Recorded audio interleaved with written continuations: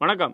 சமீபத்தில் ட்விட்டரில் நீங்கள் யாருக்கு ஓட்டு போட போகிறீங்க, என்ன காரணத்துக்காகன்னு ஒருத்தர் கேட்டிருந்தார். அதுக்கு நிறைய பேர் திமுகன்னு சொல்லியிருந்தாலும் ஒருத்தர் மட்டும் ரொம்ப பெக்யூலியரான ஒரு காரணத்தை சொல்லியிருந்தார். அது என்னென்னா, I vote for DMK, just look at what Pandey said today. Pandey அப்படி என்ன சொன்னார்? இடபிள்யூஎஸ் பொருளாதாரத்தில் பின்தங்கிய அந்த 10% எல்லா ஸ்டேட்லயும் அமல்படுத்தியாச்சு. ஈவன் ஜம்மு காஷ்மீர்ல கூட ரிசர்வேஷன் வந்தாச்சு. தமிழ்நாட்டில் அதிமுக கூட்டணியோ இல்ல என்டிஏ கூட்டணியோ வந்தா அதை அமல்படுத்துறதுக்கான வாய்ப்புகள் இருக்கா?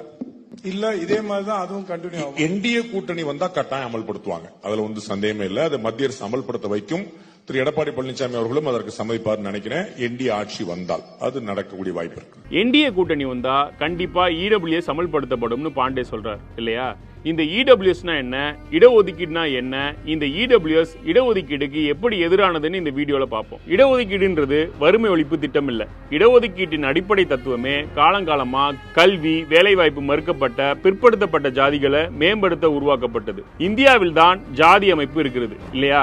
மனு தர்மம் தான் முதல்ல இந்த ஜாதிக்காரர் தான் இந்த வேலை செய்யணும், உயர் ஜாதின்னு சொல்லப்படுற ஆட்களுக்கு பணிஞ்சு போகணும், உயர் ஜாதிக்காரங்க குற்றம் செய்தா தப்பில்ல, பிற்படுத்தப்பட்டவர்களுக்கு எதுவுமே உரிமை இல்ல அப்படின்னு பாகுபாடுகளை விதிகளா உருவாக்குச்சு. அதனாலதான் பல ஆயிரம் வருடங்களா சமூகத்துல 3% இருந்த உயர்ஜாதி மக்கள் கிட்டத்தட்ட 80% பதவிகள்ல இருந்தாங்க. 90%க்கும் மேல இருந்த மக்களுக்கு அதிகாரத்துல எந்தவித பங்குமே இல்லாம இருந்தது.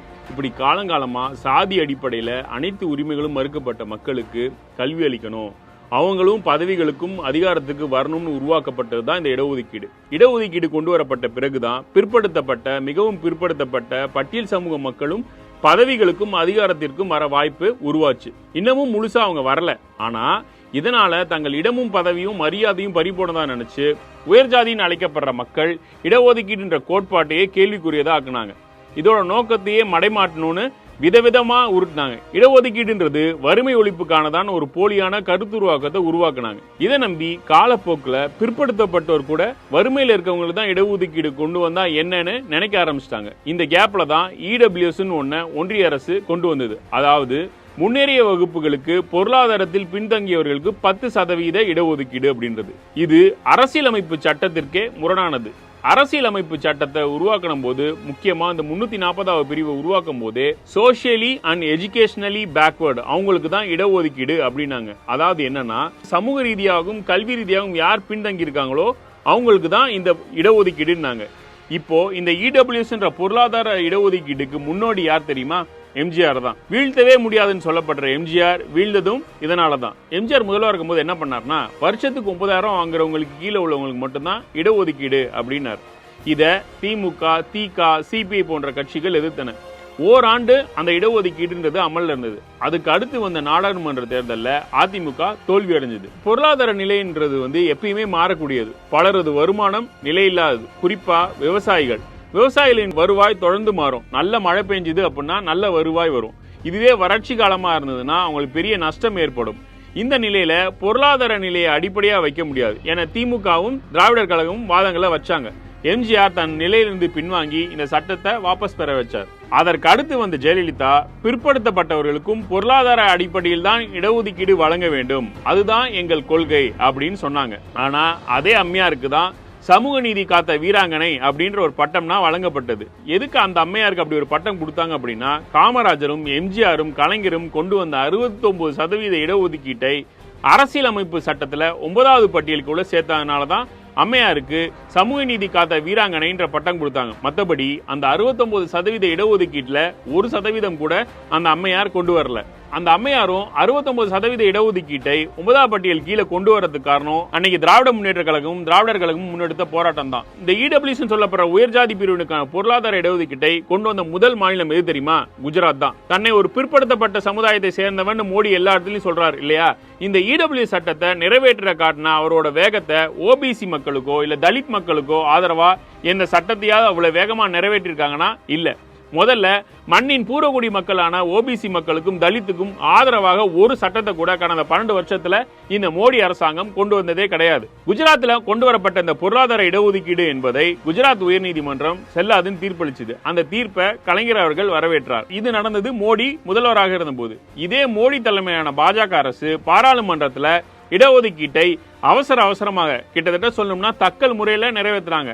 அதுக்கு எதிராக அன்னைக்கு தமிழ்நாட்டில் அப்போது எதிர்க்கட்சியா இருந்த திமுக, திக, விசிக போன்ற கட்சிகள் மட்டுமே எதிர்த்து உச்சநீதிமன்றத்தில் வழக்கு தொடுத்தாங்க. அப்ப ஆளுங்கட்சியா இருந்த அதிமுக ஒரு கோ பெட்டிஷனரா கூட அந்த உச்சநீதிமன்ற வழக்கில் தன்னை இணைச்சிக்கல. 2022 உச்சநீதிமன்றம் தீர்ப்பு வந்துச்சு. என்ன தீர்ப்புனா 3 நீதிபதிகள் இடபிள்யூஎஸ்க்கு ஆதரவாகவும் 2 நீதிபதிகள் இடபிள்யூஎஸ்க்கு எதிராகவும் நிலைப்பாட்டை எடுத்தாங்க.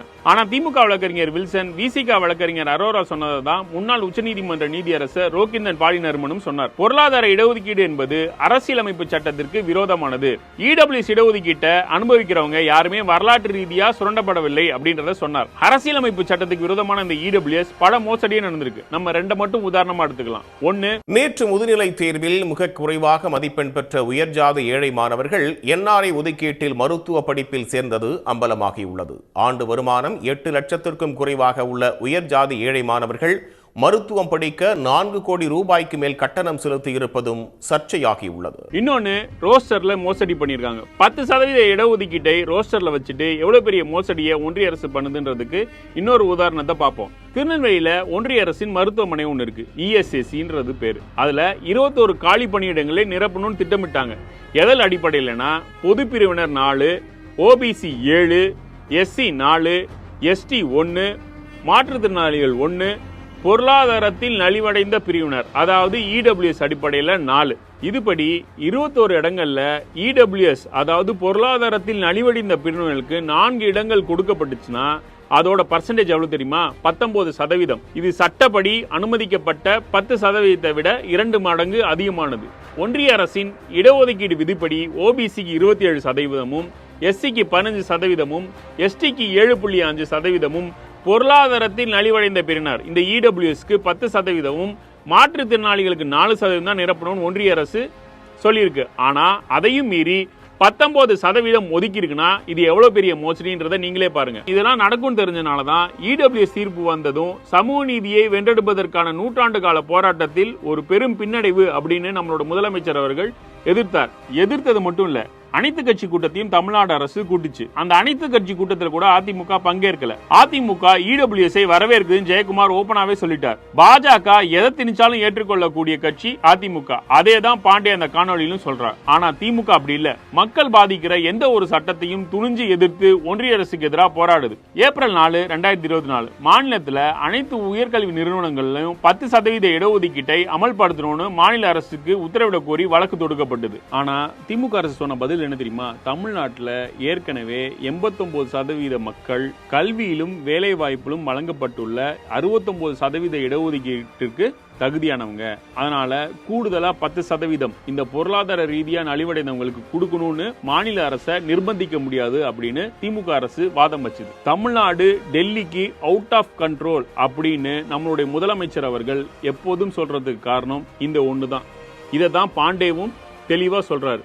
ஒன்றிய அரசு எதை திணிச்சாலும் எடப்பாடி பழனிசாமி ஏத்துப்பார். அதனால யாருக்கு பாதிப்பு சொல்லுங்க அப்படின்னு சொல்லிட்டு இந்த இடபிள்யூஎஸ் அமல்படுத்துவார். ஆனா பாதிப்பு யாருக்குன்னா ஓபிசிக்கும் எஸ்சிக்கும் இந்த மண்ணில் பூர்வகுடிகளாக இருக்கிற மக்களாகிய நமக்கு மட்டும்தான்.